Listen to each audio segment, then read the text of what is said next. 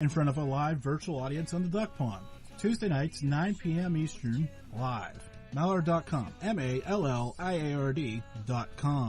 One more thing before we start. Let me turn it over to my friend that you may know from Ancient Aliens and The Curse of Oak Island and many other things, Robert Clotworthy. On the Malliard Report, the views, thoughts, and opinions expressed on the show are solely those of the hosts and guests, and not necessarily of Evergreen Podcasts, KillerPodcast.com, sponsor or affiliate, or any other individual or group. On the Malliard Report, the views, thoughts, and opinions expressed in the show are solely those of the hosts and guests, and not necessarily of Evergreen Podcast, KillerPodcast.com, sponsor or affiliate, or any other individual or group. Hope everybody's having a fun Valentine's Day. Boy. So I know a lot of people are missing the live program, so they're going to be disappointed when they have to come back and listen to this and find out they missed a pretty good show. Hope I'm not setting the bar too high. But before I begin, free strangers in different situations find themselves pulled into a small town in the middle of Ohio. A force was reeling them in like a needle drawn to the compass of the north, powerless to stray from their impending convergence, where they must take their stand against good versus evil. But what happens when evil wears the face of good? Daniel Belts was on the program last week, so you'll be able to go and get all sorts of good questions answered about that. So be sure to check that out, and his novel is out now. So, having said all that, tonight we welcome actor, writer, director, Pittsburgh native, James Quinn to the program. So, how are you doing tonight? Hey, Jim, I'm doing great, man. Thanks for having me. So, we got to start with, aren't we glad the Eagles didn't win the Super Bowl? No. Aren't we always? Yeah. I mean, they did a good job, though. Yeah, I was going to say, we have to give them a little hard time because otherwise, well, we just have to. Absolutely.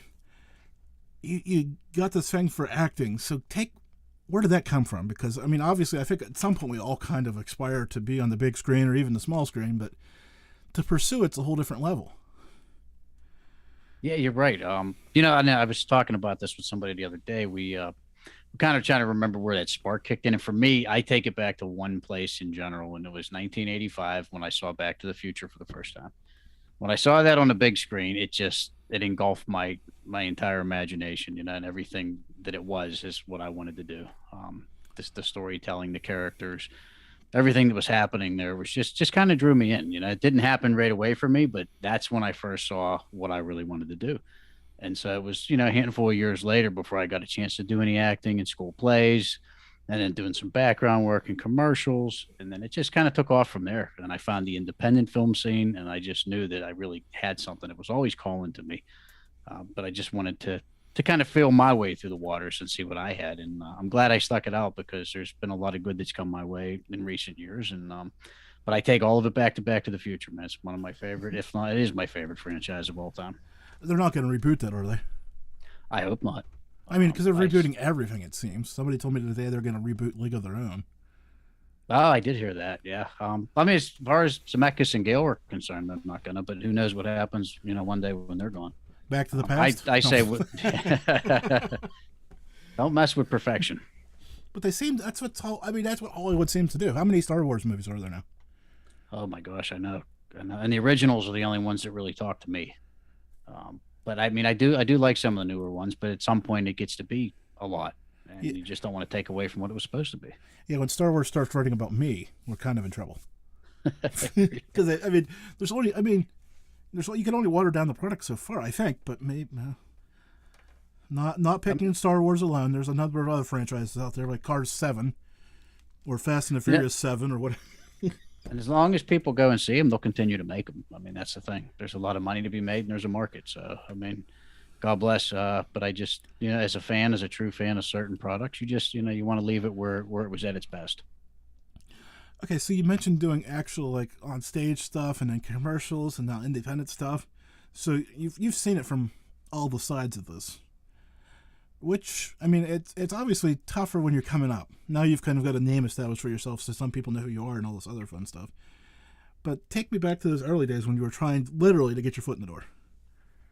It's, the early days was a tougher game because When I tried to break in originally, it was in the '90s, and it was before everybody was cell phones and texting, and so you would get a call from your agency or the casting agent, and if you missed it, they left it on your answering machine, and by the time you got home, you already missed the call and you didn't get the part, and so it was a lot different than what it is now. So trying to navigate through those waters was tough. When I came back to the business a handful of years later, we were texting, we were getting emails, and then having to find your way onto set, meeting people, finding out how to get to auditions. There's a lot of footwork that has to be done early on. Networking is key.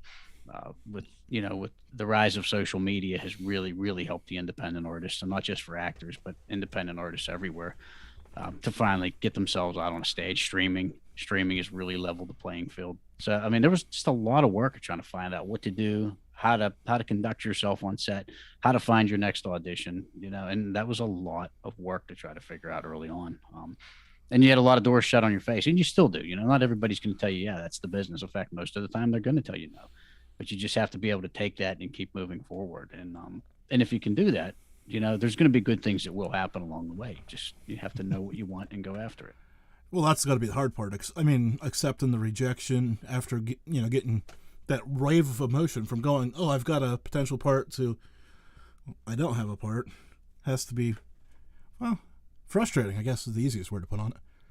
Yeah, and it can be. You know what I mean? You have to kind of take it on the chin and leave it all in the room. When you get the part, it's always a bonus. And that's what they tell actors. When we go into the audition room, you leave it all in the room. And if you get the call later, great. You thank everybody, you shake their hand, you walk away. And if the phone rings later, it's a bonus.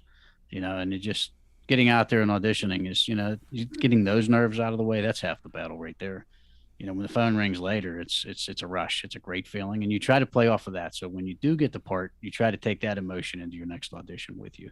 But knowing that, you're not going to get everything. And, they're always, maybe you could done the best that you possibly could have, and you just weren't exactly what they wanted. Maybe you're 5'8", you just couldn't be 7'2". There's always going to be a variable that you can't help. That's disappointing. Don't tell my kids that. Now, as you go through this, you mentioned the nervousness before the auditions. Now, I noticed doing this show probably took me 5 years before I got actual comfortable talking into the mic. I mean, I'm doing this in my house, right? I've got a screen, a microphone. Like, there's no pressure in the world, right? But there is the self-pressure of it all. But there's literally, I mean, like, there's not, there's not a producer in the other room. There's not some guy from iHeartRadio, screaming in at me.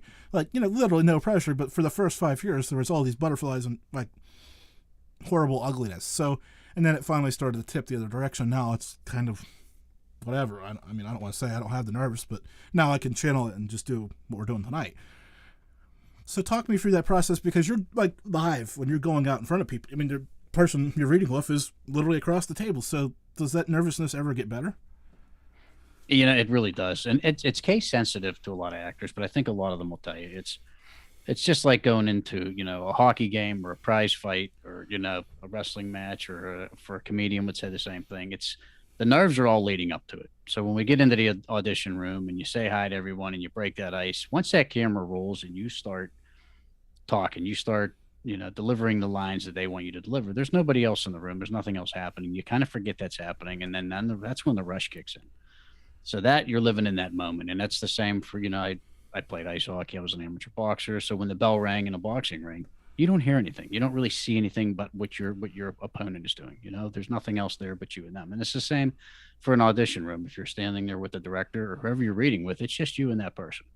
Everything else has kind of disappeared and you got blinders onto it. But it's those moments leading up to it that can be extremely nerve-wracking. And like you said, those first couple of years, that can be a little more intense.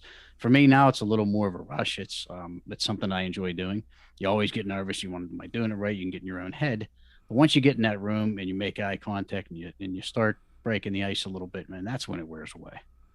So I've got to mention for my Canadian listeners out there, because they will kick me if I don't, the Gordie Hall hat trick, or potential there, boxer, hockey. So yeah, absolutely. So which one did you prefer more? I mean, obviously you did them both. I know this is kind of off. I told you we're going to get down some weird places, but absolutely. Which, ice hockey or boxing? You know what? if I have to choose one, I'm going to say probably boxing, only because it's, I feel like it's a lost art that's finally making its way back, and that there was such an art to it. And I loved all the original, like Rocky Marciano was my favorite all time, always will be. Those were warriors, and in the Mike Tyson eras when when I was training and taking amateur fights. And so I think, to me, yeah, probably boxing, just because I want to see the art get back to it. And I think it is finally coming back to where it used to be. Because a lot of the emphasis has been on MMA, and rightfully so lately. But I think boxing is just its own art, man. It's its own place, and I really love it. Yeah, I was sitting here thinking, as you were talking about that, I'm thinking, yeah, boxing is an art compared to MMA, which is just a brutal assault. Anything can go wrong at any moment, right? Absolutely. And you got to give it to them, because they know, so their arsenal is insane, right? It's just, there's so much out there. Nothing I want to do. And you see those guys, and you're like, no. I hear you. I hear you. It's interesting. It's fun to watch. So, I also noticed that you've done some on the other side of the camera, the directing and writing and producing and all that fun side. So, what made you want to flip the script, so to speak? Jim, I've always enjoyed writing. I did a lot of writing, short stories and like poems when I was a kid, things like that. And so I think what was happening once I discovered the independence and I started learning how to do things, I was a production assistant on set, and I learned how to build the sets. We were doing our own lighting. Then I realized that there were just certain parts that I weren't in stories that I wasn't seeing out there. So I started writing and pitching them and getting to play out these stories and some of these characters that I really wanted to play that I just wasn't seeing anywhere else. And I think that's where that love comes from. It's just being inspired to tell your own story. And in some cases, for me, I like to write about a lot of things that happen in my own life and then play off of that. And I think there's a lot of inspiration to that, and you're more motivated when you are playing into something that you know more about. I was gonna say, there's got to be nothing interesting that's happened in your life. We just learned you played hockey, boxing.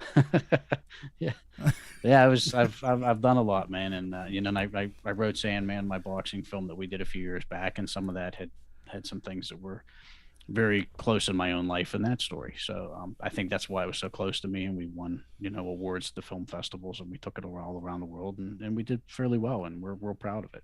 But I think because of the real life emotions that were involved.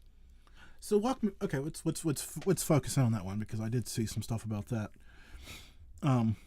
You mentioned the film festival, so that's the tail end. That's once it's all made and done. Let's start at the beginning of that life cycle. You have the idea for a film about a boxer, so you sit down and write it, and then you've got to go out and raise money to make it. Correct. Yeah, that's just getting other people interested in the idea that you're excited about, right? Which has got to be terribly frustrating. I mean, I'm sure you've got some people that you can always go talk to, but you're always looking for more. Oh, for sure, man. You can never have enough help in the industry. And unfortunately enough for me, when we did Sandman, I had some friends in the boxing community that really helped out. We filmed it. Local boxer, professional fighter, Jose Caraballo's gym, he opened his doors to us. We've been very good friends ever since. We're both actors in the movie together. And so they welcomed us into the community with open arms. And then that really helped us out with, locations and getting things to look really authentic, because then I had to go and get myself back into shape that I hadn't been in more than a decade. So it was nice to be able to get back into that mindset and live it with people that were still there. But there's been then getting investors and other people on board and trying to get them excited about your product too, because early on, when we did that, there was a lot of people that really shut some doors on us too, and they weren't real interested in it until we took it away from home, and we went to Vegas and Japan and a few other places and did fairly well. And when we came back, people were more excited about it because we showed them a proven product that they hadn't seen before we left. That's got to be rough. I mean, going out and just because you got to. Oh, it is. You obviously believe in this one, right? I mean, and then I guess this is probably harder than that not getting the part. It is, because you're so close to it, right? And yeah. It's like, it's just anything that's, whether you experience something great in your life or something hardship or something bad, you know what I mean? And you have to retell it. You're always going to be closer than something that somebody else is offering you that you've never been through. So, okay. So we got the money, and then you started casting and then filming. Right. I'm not missing anything here, right? I kind of feel no. Okay. We had the writing, we did the casting, we did the filming. And then it was post-production and getting the trailer out there and, plastering the posters all over town and social media. And so then when we got to the film festivals, that's when it all started. So once you get that first one to say yes, then it's exciting. You're a little nervous until somebody says yes, right? Well, as you are with anything. So how what's the gap between like final cut, wash my hands, to your first film festival? It can vary. It can be anywhere. I'm talking about, or in your example here, this like a time frame gap. Yeah. And this one's 6 months. Sometimes it's a year, sometimes longer. But then to where we got to the first film festival, a little over 6 months. Okay, well, so that's a lot of downtime in between. Yeah, I guess that's what I was. Okay, we'll call it 9 months for the sake of the year 6. That gap. Sure. You started to work on something else or have some other things going on, and then you've got to kind of slam that or bring that to a pause, I guess, and go do this film festival and talk about something that is now probably 6 months, a year removed from being fresh in your mind.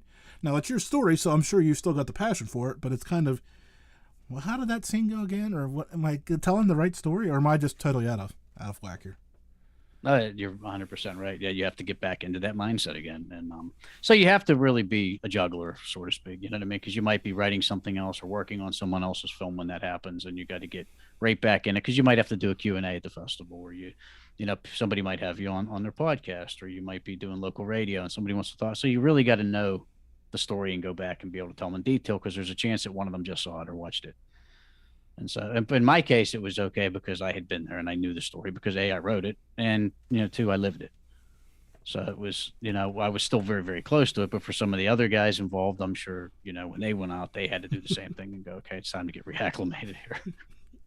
Which has got to be tough. And then I think about these Hollywood actors who film 3, 4, 5 movies a year and trying to keep that all straight. I can't imagine.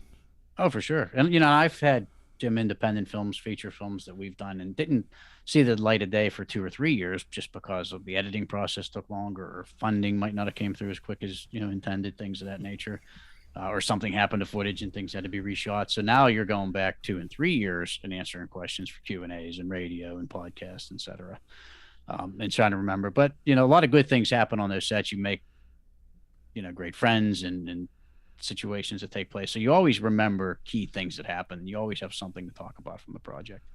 And you keep, saying radio and podcasts, and I'm sitting here going, 2 to 3 years ago, I'm trying to remember who my guest was. Like, I'm sitting here going, oh, God almighty. I hear you, man. It's tough, but it's part of the business. People ask me about things that happened 10 or 11 years ago, and like, now you're really trying to go back. And that's like, oh, okay, well, let me think about that. And there are certain things that do stick out for 10, 11, 12 years ago, whatever, but there's other things that I can't remember how they went at all. I can't imagine. I'm trying to remember what I had for lunch now, and I'm stumbling. Probably because it's not that important in the big picture, right? So I didn't. No, but you hate when you forget, right? Yeah, right. Why am I got that stomach. Oh, yeah, yep, I ate the eggs and hot sauce. That was it. So I don't... This is going to sound bad, especially this early in the show, but I'm sure you get crazy people like me all the time coming in and say, I have this great idea for a film. Or am I wrong? Oh, I get questions about films all the time. No, like like somebody has a hard pitch. They want to have you write it or direct it or something. Oh, to pitch it? Yeah, absolutely. And so what's like the worst one you've heard?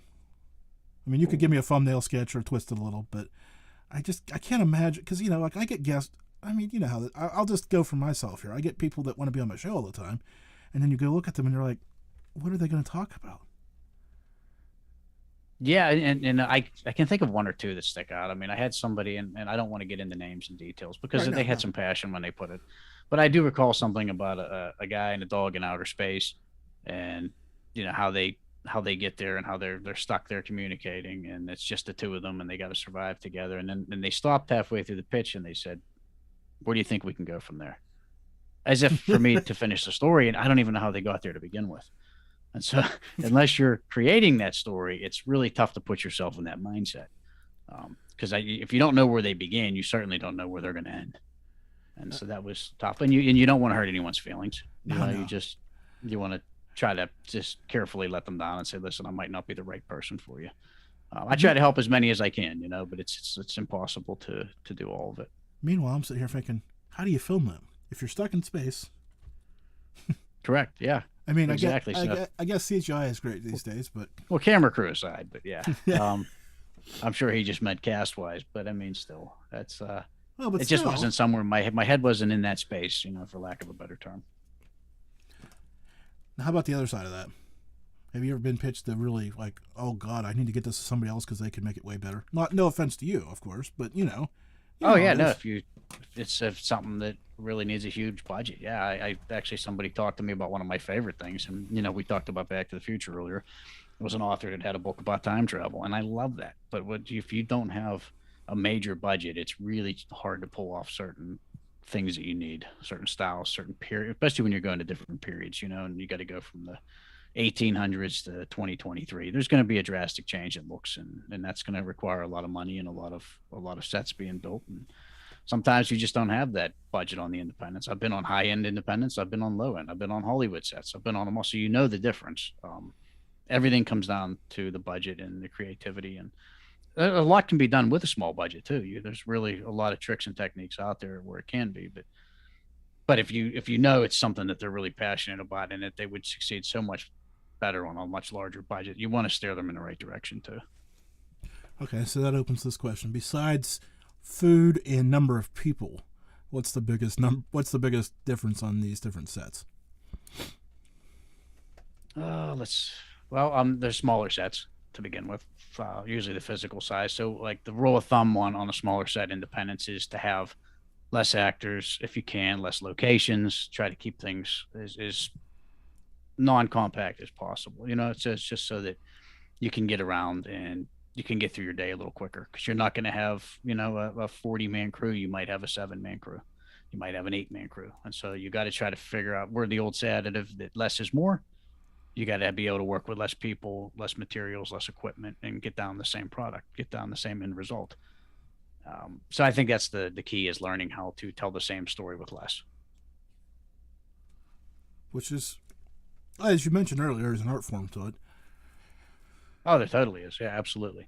But I mean, it's also, there's a lot of upside to that too, because you're not stuck waiting for everybody to okay you to go from one hallway to the next, as you might on a Hollywood set. Sometimes you can't go 4 feet without a director or one of the ADs telling you, oh, hold on, you got to wait. You got to stand in this corner, look at this wall. And that's all part of it, but on a smaller set, you have a little more mobility to get around and do what you need to do. And sometimes that makes things a little more relaxing too. I love independent film. And I also got to figure that helps the creation process too, because you could be there with 8 people and see something that's totally better than what you had prescribed, wrote, whatever, and just go with it, and not have to totally shoot it up a ladder and get 12 people involved on a decision and all that other stuff. Correct. Yeah, because you're probably only going to have maybe 1 or 2 people that are going to make that decision. Which, for anybody out there who's listening who doesn't understand, much easier. A lot easier, yeah, and you get it done quicker. And then, there's again, pros and cons to both. And I love being on Hollywood sets too. Obviously, that's the end goal. That's where everybody wants to be, right? Well, that's what they say, but I mean, it sounds like you're rather happy doing what you're doing right now. I'm very happy doing what I'm doing. I bounce back and forth. I still work on Hollywood sets when they'll have me, and there's the right parts. But what I get to do independently, I really get to showcase our stories, our skill sets, and we get to streaming platforms, and our work's out there in front of thousands and millions as well. You just might not have the same budgets, but we're out there all over the world right now, and I couldn't be happier. We're doing autograph signings and radio interviews to promote these films. We do all the same stuff, just on a smaller scale, and but we get to do a lot of it, man, and it's really cool. It's a great feeling. Do you think at some point, now this is kind of a loaded question, because I mean, I'm thinking about like the Serial podcast, right, that kind of went mainstream, took a big splash. Do you think we're ever going to get to the point where that line really blurs between major and minor productions? That's a good question. That's actually a really good question, because I think we're right now we're in the rise of the independent artist, and that's not just with acting. I think that you're going to see a lot more people going independently, just because there's more that they can do. There'll be more work out there for them, and the creativity. You're not stifled with the handcuffs and saying you can or can't do this. I don't think the independents are going anywhere. I think with the way the market is now, that they're here to stay. That being said, Hollywood's always going to be the big animal that it is. It's the number one. It's, it's the WWE. It's Hollywood. That's what it is. But the independents are here to stay, and they're saying, hey, we're sending a message that there is direct competition out there, and we can do everything you're doing just as well with a smaller scale. It's funny you mentioned WWE because they have had what's the word I'm looking for? Bunch of, I don't want to say rivals because they're not quite on that level yet, but competitors, I guess is the way to put it, popping up over the last 10 years. Which fascinates me because there for a while they were the only game in town. Oh, for sure. Yeah, they had the market cornered, and I think people like alternative. I think competition's healthy. I think when WCW, and I think you're a wrestling fan, Jim, right? A little bit, just enough to be dangerous. A little bit. Okay. Yeah. So I mean, when WCW was bought out and left, I think that really took something away, and then TNA came into the picture, and they were doing something really cool for a number of years, and then that went away. So I think with the rise of like Ring of Honor and AEW and New Japan, especially, and a lot of the independents, there's an independent promotion, IWC in Pittsburgh. They have so much great talent there. Independents all around the world are rising in that area. And I think people are taking a look now and going, oh, you know what? Check us out. You couldn't see them 15 years ago at their shows unless you read about it. Now you can watch them on Fight TV. You can watch them, on the live streams. You can see them on their pay-per-views and on their apps. And so they're out there for everyone. They're all over social media. Again, just like the actor, just like the comedian, their work is out there for everyone to see. So yeah, you want to get to the WWE, right? But your work can be showcased all around the world still.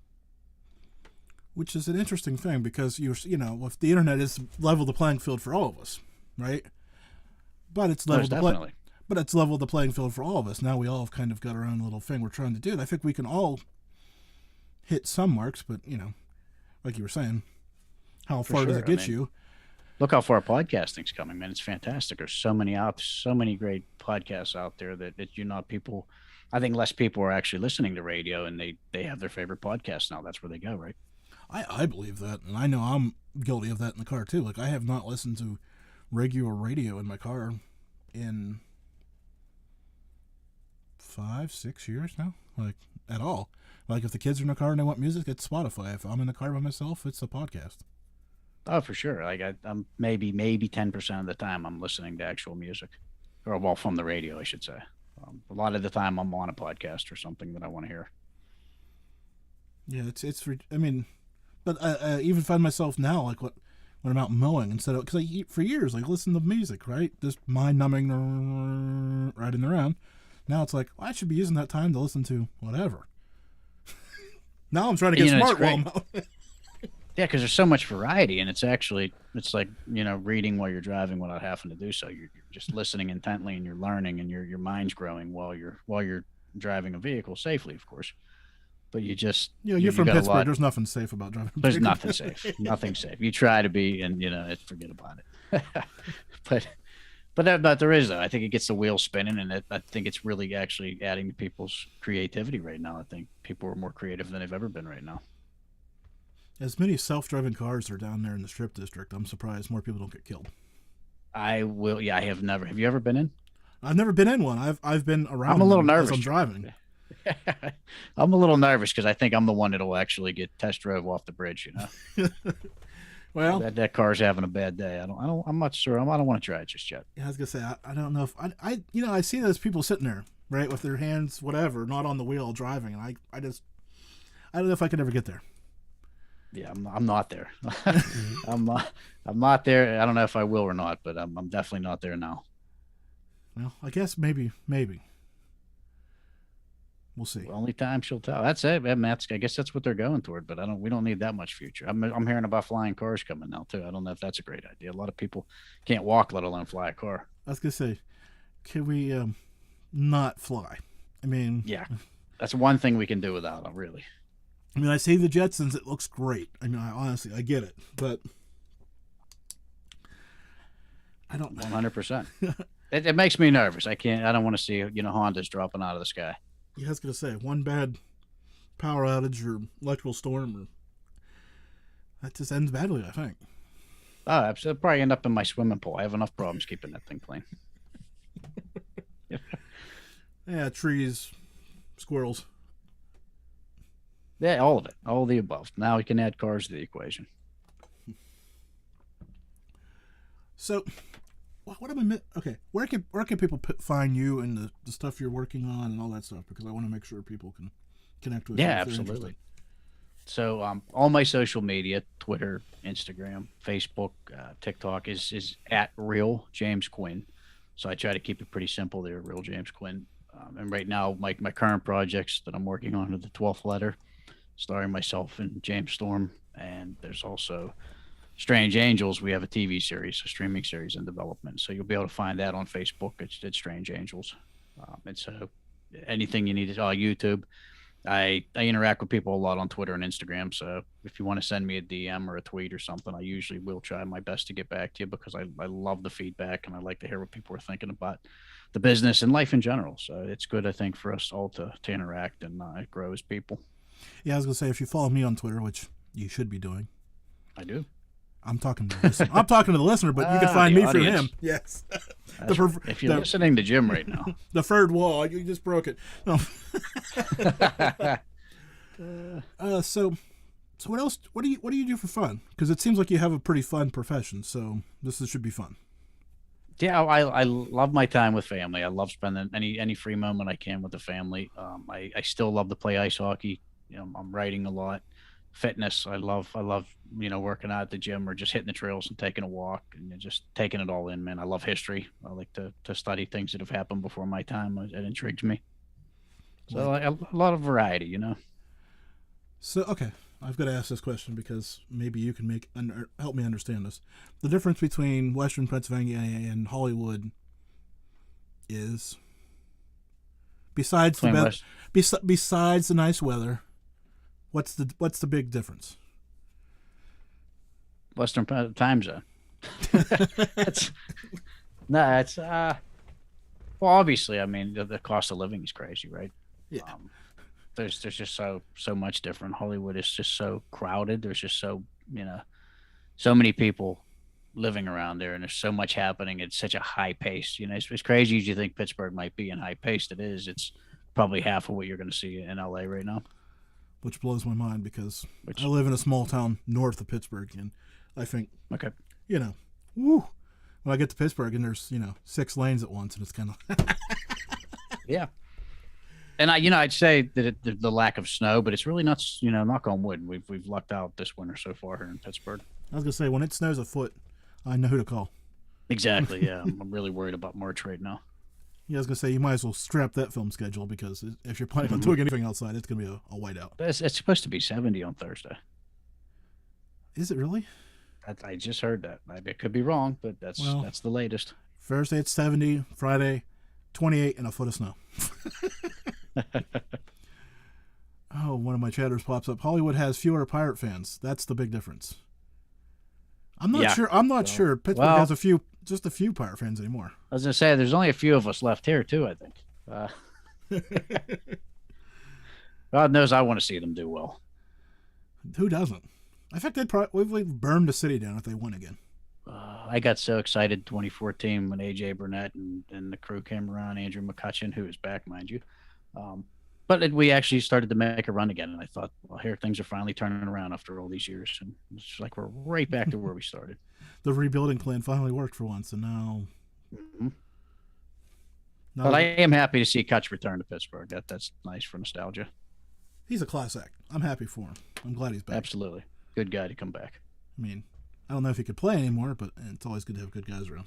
My fear is he's going to have a good year and he's going to be a Yankee by the end of the season. But hey, well, more power to him if that's the case. Deja vu repeating itself. Mm-hmm. Yeah.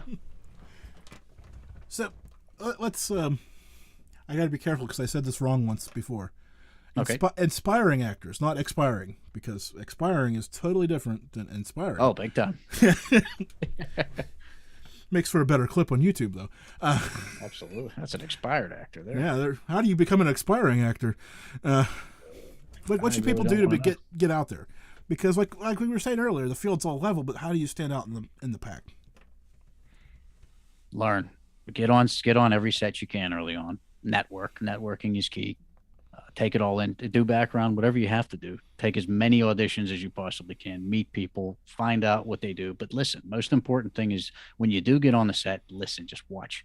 Especially your first couple of years, you want to be a sponge and absorb everything. There's a lot of knowledge out there, and if you find the right people, and then on the independents, it's the same way. Watch, learn, take the workshops that the local casting agencies are offering, and start meeting people and just networking. Go to the local events, find out who the local filmmakers are, because where you're going to really cut your teeth is on the local stages and then on the local films with independent. And that's where, you're really going to start to grow your own brand early on. So get a lot of people behind you by supporting them, and you support each other. That's how we grow. But just learn, take it all in, and just absorb everything. And don't be afraid to be told no. It's going to happen a lot. Make that what builds you up and not tears you down.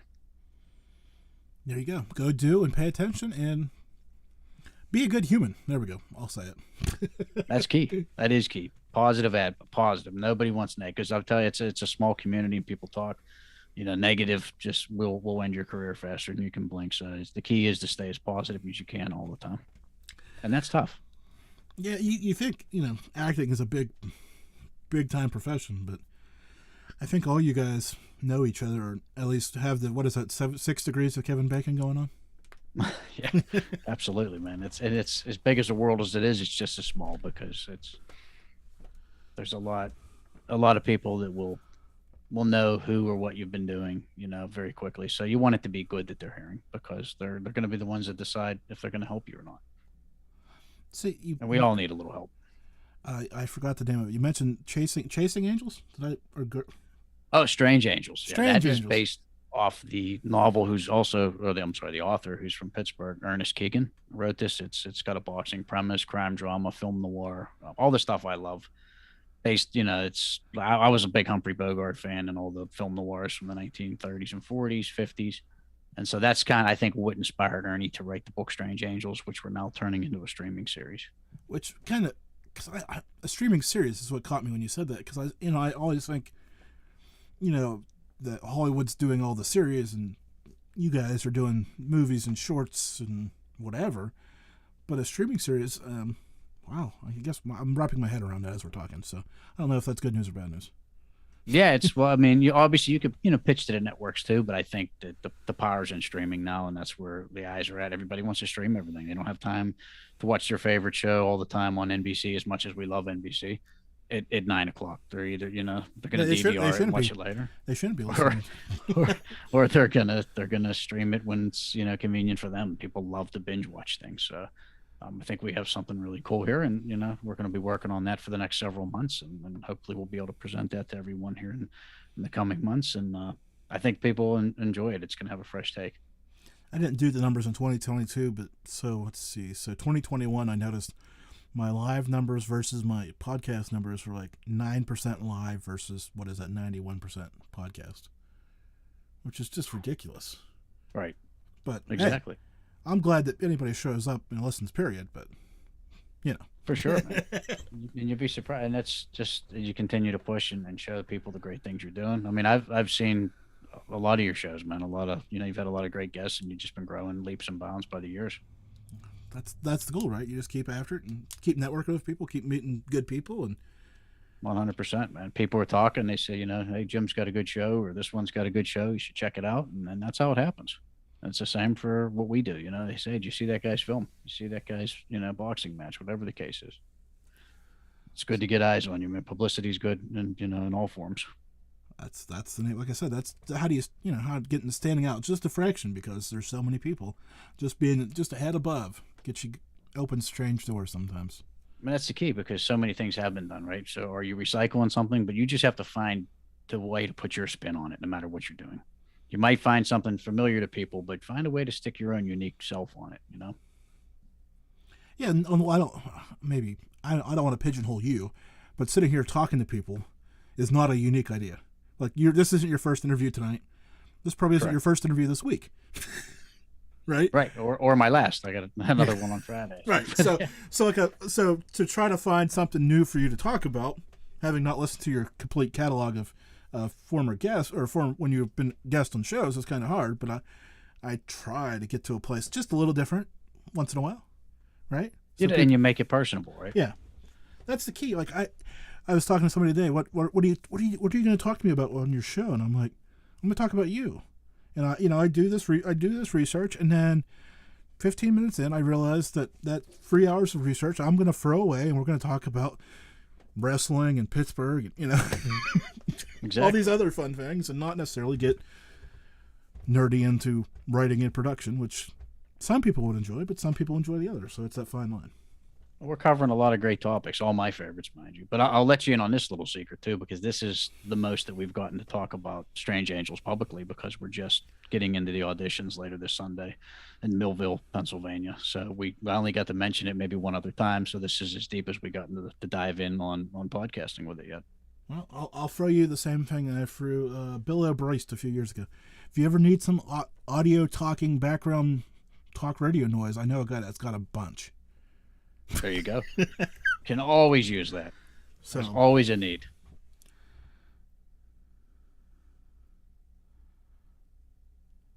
Okay, so Everett's got a question here. How does the sheer volume of available media and its division of its audience affect independent filmmaking?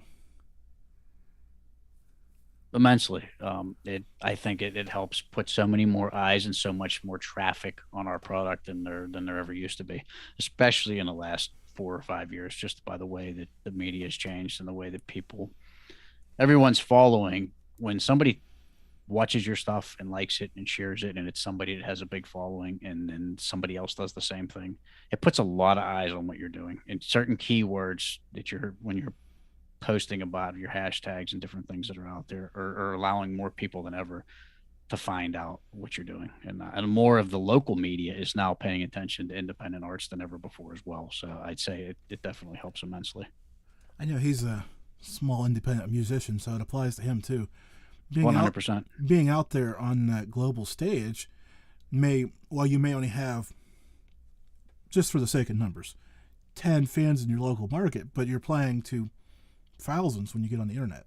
It may be hard to sell that show locally, but if you're selling that CD, people still sell CDs.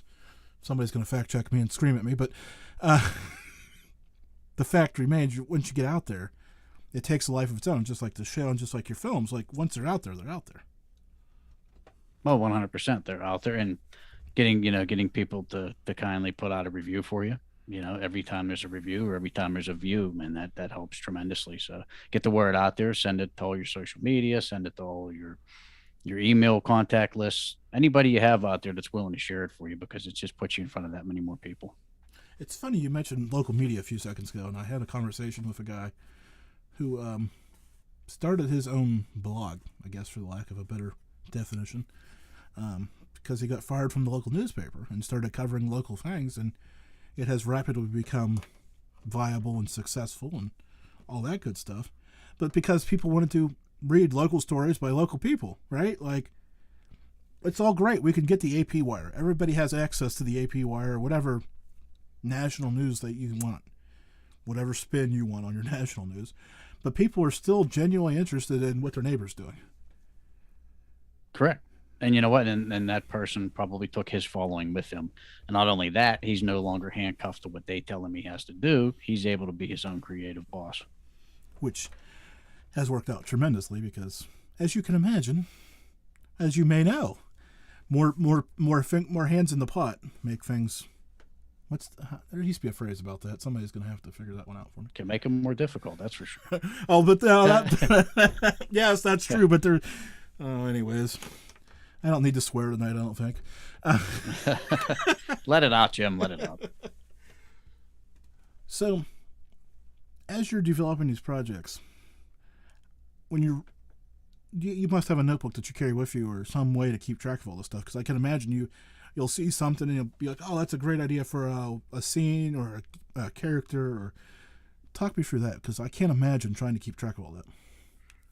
I do actually. I tend to keep a notebook of sorts in my car just in case I'm out and about. But I also use the notepad on my iPhone a lot. So if I see something that I know I'm not going to remember offhand all the time, or something I need a keyword to trigger it, I will go into my notepad and I'll make a note of it. And it could be something simple taking place around you, at a park or at a museum or on a bridge, and it just triggers an idea in your head. You know, you could see the most ridiculous thing, or you could see the most serious thing, and all of a sudden the wheel starts spinning, and that's when you got to pull over and start writing. It's just like if you have a dream, right? Or you're doing like what people would call a lucid dream, and you have something real memorable take place, but you know you're going to forget it 10 minutes after you wake up. Keep that notepad by your bed and write it down as soon as you wake up. And hopefully you're able to read your writing in the morning when you wake up. Yeah, because then I might wake up and have an idea for a movie from sleeping, but if I don't write it down in the first 10 minutes, chances are I'm not going to remember it. Because I did that once, and I wrote something, and I'm looking at my notepad now, and I can read my writing right now. Of course, I don't know how many other people can, but at least I can decipher it and make it work. And I woke up and I went, holy snap, I can't. I just literally can't. So I showed it to my wife, and I showed it to a few other people, right? And then somebody, one of my friends, said, turn it over. And I could read it. So I picked up the notepad upside down and just...